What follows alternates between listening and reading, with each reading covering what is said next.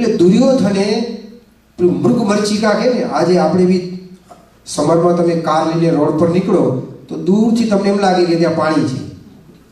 હકીકતમાં એ પાણી નથી હોતું. અને એ પાણી આપણે માની લઈએ છીએ. દુર્યોધને એવું માની લીધું અને તો એવું ભવનમાં બનાવ્યું હતું. બોલો કેટલું બધું એ આર્કિટેક્ટ એ યુગમાં હશે. એ જમાનામાં આટલું આર્કિટેક્ટ હોય તો જ આવું વર્ણન હોય ને. કે આજે છે એવું નહીં, આપણા દેશમાં એ જમાનામાં હતું પણ આજે નથી અહીંના જેટલું. એ પણ યાદ રાખવાનું. ભૂતકાળમાં આપણી પાસે ઘણું બધું હતું પણ આજે આપણી પાસે નથી. તો એવું બનાવ્યું. એટલે દુર્યોધન ચાલતા ચાલતા પેલું પાણી સમજીને કપડાં ઊંચા કરે છે. દ્રૌપદી ઉપરથી જુએ છે એટલે એને હસવું આવ્યું. પછી આગળ ગયો એટલે ત્યાં ખરેખર પાણી હતું તો એને પાણી ન દેખાયું એટલે એના કપડાં ભીના થયા, એમાં પડ્યો.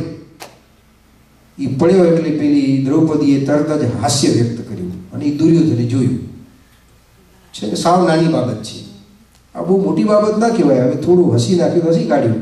ભાઈ સ્વાભાવિક છે, આપણે માણસ છીએ, કોઈને પડતા જોઈએ તો હસવું આવી જાય. ગમે એટલું કેટલાક લોકો છુપાવી દે, કપડું ઢાંકી દે, આડું જોઈ જાય, પણ હસે હસે ને હસે.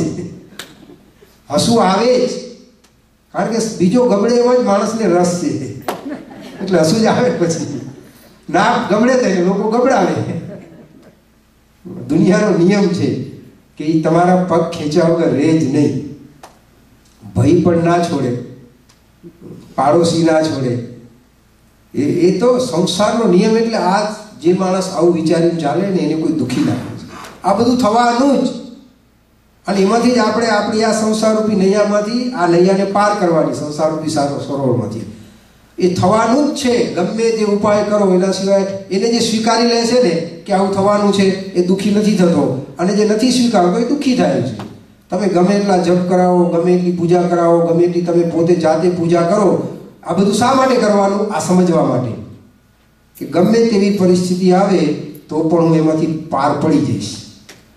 આ સાવ નાની બાબત હતી.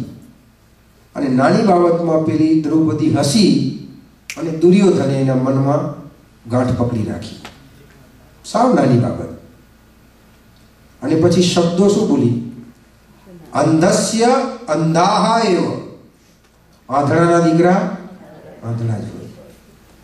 બોલો, હસી ત્યાં સુધી બરાબર હતું, પછી પાછું રેવાયું નહીં. કારણ કે આટલા વર્ષો સુધી હેરાન કર્યા હોય એટલે બોલી જાય માણસ, સ્વાભાવિક.